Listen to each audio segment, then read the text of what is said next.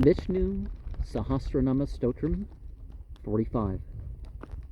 Ratu Sudarsana Kala Parameshte Parigraha Ugrah Samvatsaro Daksho Visramo Visva Dakshina. Seasonal,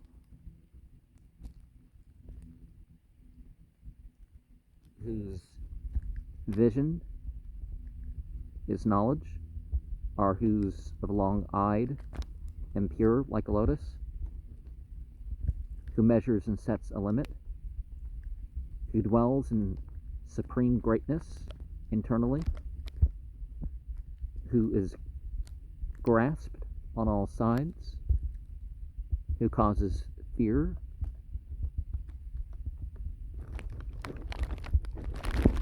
in whom all beings reside, who augments in the world form, who bestows liberation to those who seek, who is more skilled or more proficient in everything. Bhagavad Gita 10:30 has Kala Kalayatam Aham, among measures, I am time. The Taittiriya Upanishad 2:8 has Vishodete Surya. Out of fear of him, the sun rises. 46. Vistara Sathavara Sathanu Pramanam Bijam Avyayam Artho Nartho Mahakoso Mahabhogo Mahadana, in whom all the worlds have attained manifestation, who is firmly established, and in whom even the earth is established in Sthanu, whose nature is pure consciousness, who is the cause of the cycles without undergoing any change, who is sought by all, and so who's the blissful nature, the self-fulfilled, there's no other end to seek, who's got everything as his sheaths, who has the bliss, who is the greatest as the wealth, and 47. Anirvinna Satha Vishtobr Dharma Yupo Mahamakah Nakshatra Nemir Nakshatri Kshama Samihana, who is never heedless, ever self-fulfilled, of huge proportion, without birth, or without the sort of existence that creation has, sacrificial post, to whom religion or worship is attached, the greatest over the sacrifices, and heavenly bodies, whose form is the moon, clever in all, remaining in pure self, despite any other modifications that go on aside from itself, who is well exerting. The Ramayana 1:118 has Kshamaya Prithvi Samah. The god of sound is like the earth in patience. Now let us remember that there's over 300 versions of the Ramayana.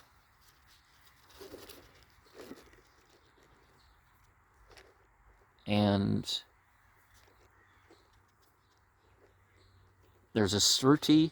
It has Agnir Murda Chakshushi Chandra Suryau. Fire is his head. The moon and sun are his eyes. Ancient Egypt had similar phrases in its different mythological texts.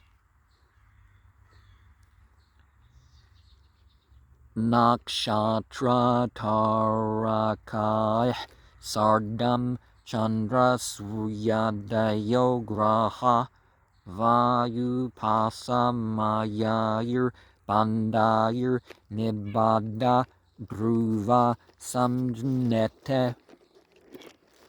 The heavenly bodies, such as the moon and the sun, and all the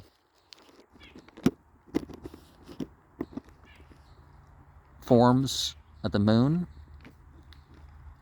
Do we mean the lunar mansions or some other idea like that? And Tarakas.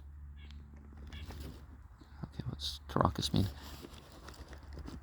Are tied to Dhruva with the bonds of air. And there's also a verse that has Visnu Hridayam,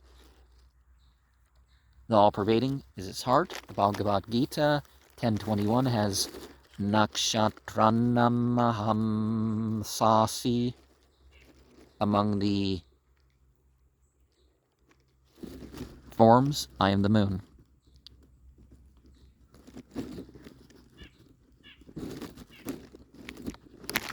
Okay, I think we already got that Ramayana. Like Earth. Okay, 48. Yajna Jyoma Hejyascha Kratuh Satram Satam Gateh Sarvadarsi Vimuktatma Sarvajno Jnanam Uttamam. Who is the one known by the sacrifice, who's fit to be worshipped sacrificially, who's capable of bestowing,